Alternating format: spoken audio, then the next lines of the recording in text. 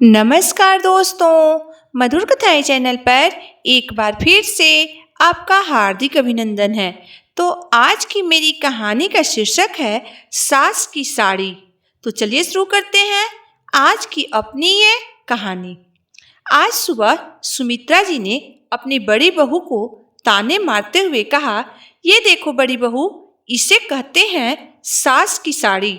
लेकिन तुम्हारे घर वाले क्या जाने कि सास को कैसी साड़ी देनी चाहिए या फिर बेटी के ससुराल वाले को कैसा तोहफा देना चाहिए। बस कुछ भी सस्तमौला पकड़ाकर अपना फर्ज निभा देते हैं।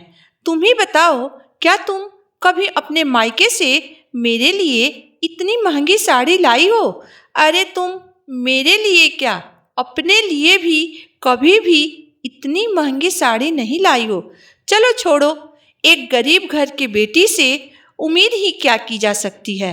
ये तो हमारे भाग्य अच्छा है कि कम से कम मेरी छोटी बहू ऊंचे खानदान से तथा रईस परिवार से आई है। सुमित्रा जी ने अपनी छोटी बहू के मायके से आई हुई साड़ी अपनी बड़ी बहू को दिखाते हुए कहा, अब जाकर लग रहा है कि मैं सास बनी हूँ। उन्होंने साड़ी हाथ में लेकर खुश होते हुए कहा, ये साड़ी मैं अपने भतीजे की शादी में पहनूंगी। सुमित्रा जी के दो बेटे थे। बड़ा बेटा एक छोटी सी कंपनी में काम करता था और वहीं छोटा बेटा पढ़ लिख कर बैंक मैनेजर बन चुका था। उनकी बड़ी बहू ज्योति एक मध्यम वर्गीय परिवार से आई थी, इसलिए उसके मम्मी पापा उसे ज़्यादा दान दहेज नहीं दे पाए थे। लेकिन वह घर के कामों में निपुण थी, परिवार के सभी लोगों का बहुत अच्छे से ख्याल रखती थी। चाहे सास कितना भी ताने मार ले, कभी पलट कर जवाब नहीं देती थी।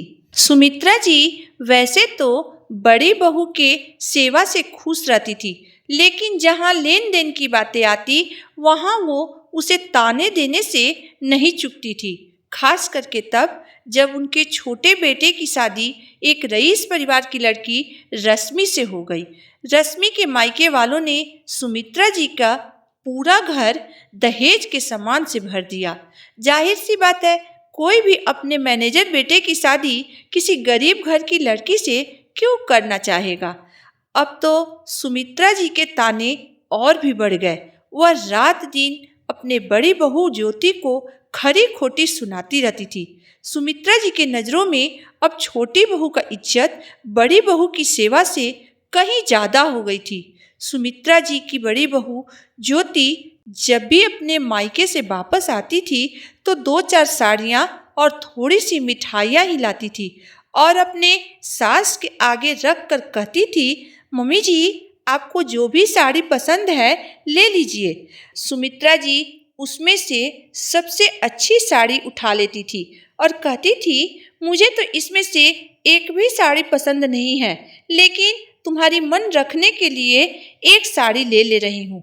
ज्योति उनकी बात सुनकर चुप हो जाती थी, परंतु आज छोटी बहू के मायके से आई हुई साड़ी देखकर सुमित्रा जी का मन खुशियों से भर उठा। वह मन ही मन सोच रही थी कि इतनी महंगी साड़ी मैंने कभी नहीं पहनी थी। रश्मि जेठानी को सास द्वारा ताना मारे जाने पर काफ़ी खुश होती थी। उसे अपने मायके और अपने आप पर गर्व महसूस होता था। जेठानी का उदास चेहरा देखकर उसका मन खुशियों से भर जाता था और वह लगे हाथ आग में घी डालते हुए कहती थी, मम्मी जी, हमारे मायके में कोई भी कम दाम के कपड़े नहीं पहनता है। मेरी भी सारी साड़ियाँ तथा ड्रेस मम्मी ने ब्रांडेड ही खरीदी है। और हाँ, शादी में जो मम्मी ने आपके लिए रिंग दी है ना, वो भी डायमंड की है, जरा संभाल कर रखिएगा। ज्योति की तो आदत हो गई थी सास की ताने सुनने को, लेकिन कल की आई देवरानी के ताने उसे अंदर तक तोड़ दिया। वह सास के पास से उठकर किचन में काम करने चली गई। अब तो ये रोज की बात हो गई थी। सास ताने देना शुरू करती और देवरानी उसे पूरा कर देती। ज्योति हमेशा अपने काम में लगी रहती थी, किसी से कुछ नहीं कहती थी और सासू माँ पड़ोस में घूम घूम कर अपनी छोटी बहू रश्मि की तारीफ की पुल बांधती रहती थी। रश्मि कभी घूमने तो कभी शॉपिंग पर निकल जाती थी। घर के काम से उसे कोई मतलब नहीं था। अगर कभी घर में कोई काम करती भी थी तो वो भी तब जब उसका पति घर में होता था, सिर्फ और सिर्फ पति को दिखाने के लिए। कुछ दिनों बाद सुमित्रा जी अपने भतीजे की शादी में शामिल होने के लिए अपने मायके चली गईं। वहां शादी में उन्होंने अपनी छोटी बहू की लाई हुई वो महंगी साड़ी पहनी। शादी में आए सभी लोगों की नज़र सुमित्रा जी की साड़ी पर थी। सभी लोग साड़ी की खूब तारीफ कर रहे थे कि साड़ी बहुत सुंदर है। लोगों की बात सुनकर सुमित्रा जी अंदर ही अंदर काफी खुश हो रही थी और सबको बड़ी गर्व से बता रही थी कि ये साड़ी मेरी छोटी बहू अपने मायके से लाई है।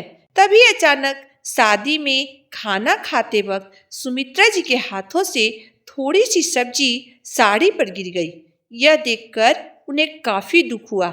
साड़ी में कहीं दाग न लग जाए ये सोचकर उन्होंने उस साड़ी को तुरंत धो दिया, लेकिन साड़ी को धोते ही उनका चेहरा उदास हो गया। साड़ी में लगा हुआ सब्जी का दाग तो छूट गया, लेकिन साड़ी सिकुड़कर आधी रह गई।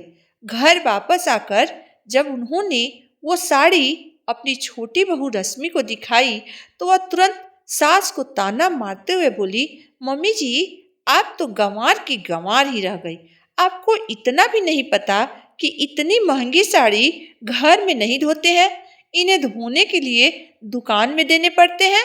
लेकिन आपको पता भी कैसे होगा, कभी इतनी महंगी साड़ी पहनी हो तब ना।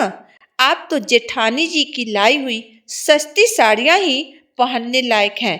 सुमित्रा जी अवाक होकर छोटी बहू का मुंह ताकने लगी और मन ही मन सोचने लगी कि बड़ी बहू ने इतने सालों में कभी भी मुझे पलटकर जवाब नहीं दिया और वहीं छोटी बहू रश्मि एक साड़ी के लिए मुझे इतना कुछ सुना रही है। ये सोचकर उनकी आंखें भर आई। जब बड़ी बहू ज्योति ने सास के ऐसे अपमान होते हुए देखा तो उसे सहन नहीं हुआ। वो बोल पड़ी, बस करो छोटी, बहुत बोल दिया तुमने। सिर्फ एक साड़ी ही तो है, वो भी तुम मम्मी जी के लिए ही लाई थी, तो वो साड़ी उनकी हुई ना। कोई जरूरी नहीं है कि सबको सभी तरह के कपड़ों के बारे में पता होता है। कहना तो नहीं चाहिए मुझे, लेकिन आज मम्मी जी का अपमान देखकर मुझसे चुप भी नहीं रहा जा रहा है। तुम्हारे मायके वालों ने तुम्हें कपड़े तो भले ही महंगे दिए हैं, लेकिन तुम्हें अच्छे संस्कार देने में कंजूसी कर दिए हैं। मम्मी जी के दोनों बेटे आज भी इतने सक्षम हैं कि वो अपनी माँ को इससे भी ज्यादा महंगी साड़ी खरीद सकते हैं। ज्योति की बात सुनकर सुमित्रा जी का मन गर्व से भर उठा। आज उन्हें बड़ी बहू का संस्कार छोटी बहू के कीमती उपहारों से कहीं ज्यादा महंगा लग रहा था। तो दोस्तों, आज की मेरी कहानी यहीं तक थी।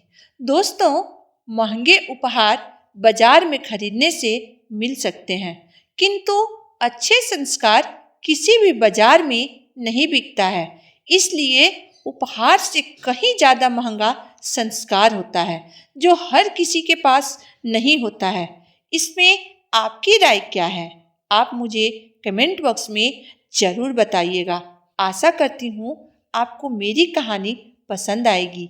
अगर आपको मेरी कहानी पसंद आई हो तो मेरे वीडियो को लाइक कर दीजिएगा, चैनल को सब्सक्राइब कर दीजिएगा।